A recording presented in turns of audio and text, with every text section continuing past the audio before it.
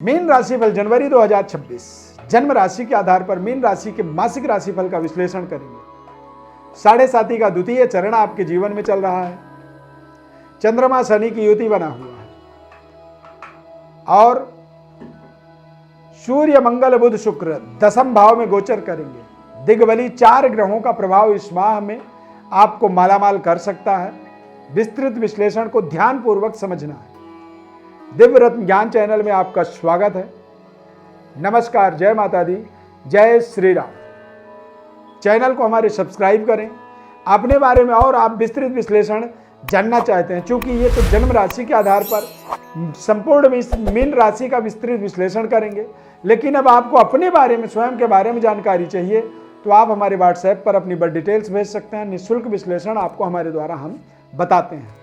Mean राशि वालों के लिए जनवरी का महीना बेहद खास रहेगा, क्योंकि सूर्य मंगल शुक्र बुध ये 4 ग्रहों का युति दशम भाव में धनु राशि के अंदर बनेगा। दिग्बली 4 ग्रह जब होते हैं तो चतुर्मुखी विकास जीवन में ऐसे समय में अचानक होता है, यानी कि धन का भी विस्तार हो सकता है। साढ़े साथी के नाते चंद्रमा और शनि की युति होने के नाते आपका शरीर का वजन भी बढ़ सकता है, यानी मोटापा आपका गेन हो सकता है। यानी कि आपको अपने स्वास्थ्य का ध्यान रखते हुए कारोबार व्यापार को बढ़ाना है, अपने जनसंपर्क को मजबूत करना है और आप अपनी एक्टिविटी से अपने व्यवस्थाओं को सुदृढ़ बनाएंगे।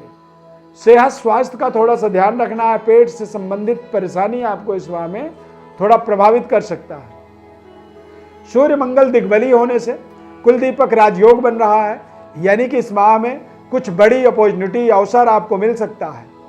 यानी कि आप विद्यार्थी हैं तो कोई बड़ी कैंपस सिलेक्शन आपको मालामाल कर सकता है। पारिवारिक जीवन में है तो संतान प्राप्ति आपके लिए भाग्योदय का कारण बन सकता है, या फिर जॉब में कुछ बड़ी कनेक्टिविटी, कोई बड़ी जिम्मेदारी जॉब के अंदर मिल जाए, जिससे आपका समाज में एक विशेष मान सम्मान यश कीर्ति, सरकारी नौकरी में जुड़ने का आपको योग बन रहा है। यानी कि इस समय में सरकार के किसी एडमिनिस्ट्रेटिव जॉब में आपका नियुक्ति हो जाना, ये भी आपके लिए एक बड़ी उपलब्धि होगा। बेहतर कनेक्टिविटी, बेहतर समन्वय तालमेल बनाए रखना समाज के साथ और अपने तमाम व्यवस्थाओं के साथ यदि आप बनाए रखेंगे तो इससे आपकी व्यापारिक डेवलपमेंट भी आपको एक बड़े उद्योगपति के रूप में स्थापित कर सकता है। करियर के अंदर बॉस का आपको विशेष लाभ मिलेगा। सरकारी महकमे का आपको सरकार के कुछ गाइडलाइंस का सहयोग मिलेगा, जिससे आपको करियर में सफलता मिलेगी। बुध शुक्र की युति होने से या बुध सूर्य की युति बुधादित्य योग बनने से आप अपने कारोबार व्यापार में स्वयं अपने बुद्धिमत्ता से, उच्च स्तरीय वर्ग के सहयोग से, सरकार के कुछ गाइडलाइंस के माध्यम से आप अपने व्यापार का लगातार विस्तार होता हुआ इस माह में देखेंगे। राहु द्वादश भाव में गोचर करेंगे, तो राहु जब द्वादश भाव में गोचर करते हैं तो ऐसे समय में थोड़े से खर्चों में नियंत्रण रखना बहुत बड़ी जिम्मेदारी बन जाती है। चतुर्थ भाव में देवगुरु बृहस्पति गोचर करते हैं तो लगातार धन का ग्राफ बढ़ता चला जाता है। नए भूमि भवन वाहन का निर्माण होता है। नए तरीके के जन संपर्क आपके जुड़ते हैं। समाज में आपको विशेष मान सम्मान की प्राप्ति होती है तथा राजनीतिक गतिविधि में विशेष सफलता मिलती है। सरकार और पब्लिक का जो संबंध होता है, सेंटिमेंट होता है, वो लगातार मीन राशि वालों का सरकार के साथ में बेहतर समन्वय बना रहता है, जिससे सरकार के द्वारा किसी भी तरह की कोई क्षति मीन राशि वालों के जीवन में नहीं होती। परंतु साढ़े साथी होने के नाते द्वितीय प्रभाव, द्वितीय चरण का प्रभाव लगातार बना हुआ है, तो चंद्रमा और शनि की युति का फलस्वरूप एक व्यवस्था जो आप देखेंगे तो कहीं ना कहीं कुछ ना कुछ मानसिक उलझन का आपको सामना करना पड़ता है।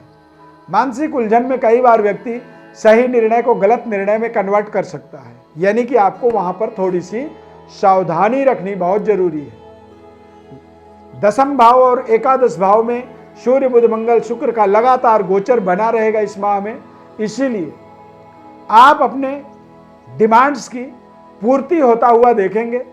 अपने डिमांडिंग पावर को थोड़ा सा और बढ़ाएंगे, विस्तार करेंगे। नए निर्माण कार्यों में आपको विशेष सफलता मिलेगी। पैतृक विरासत का आपको विशेष लाभ मिलेगा। पिता और पैतृक आशीर्वाद से आपके जीवन में आपके मनोबल, आपका शारीरिक चमक, तेज, वर्चस्व आपकी लगातार इंक्रीज होती चली जाएगी। इस माह में आपको विशेष हनुमान जी की आराधना करनी चाहिए। हनुमान जी की कृपा से आपके सभी प्रकार के मनोरथ पूरे होंगे। शनि के 7.5 के एक तरह से उपाय के रूप में आपको सत्य का पालन करना चाहिए और बिना वजह झूठ बोलने से अपने आप को दूर रखनी चाहिए। खाना बदोशी से अपने आप को दूर रखें। खान पान के अंदर शुद्धिकरण हो, शुद्ध शाकाहारी भोजन करें और मादक पदार्थ से अपने आप को बचाएं। ऐसा करने से 7.5 के दुष्प्रभाव से व्यक्ति मुक्त रहता है। कर्म फलदाता शनिदेव को कहा जाता है, यानी कि आपके कर्मों में सुधार होगी तो आपके 7.5 का लगातार नकारात्मकता दोष मुक्त होंगे और सकारात्मक प्रभाव आपको लगातार मिलता चला जाएगा। अपने बारे में और विस्तृत विश्लेषण आप जानना चाहते हैं तो हमारे व्हाट्सएप पर बर्थ डिटेल्स लिख करके भेज सकते हैं।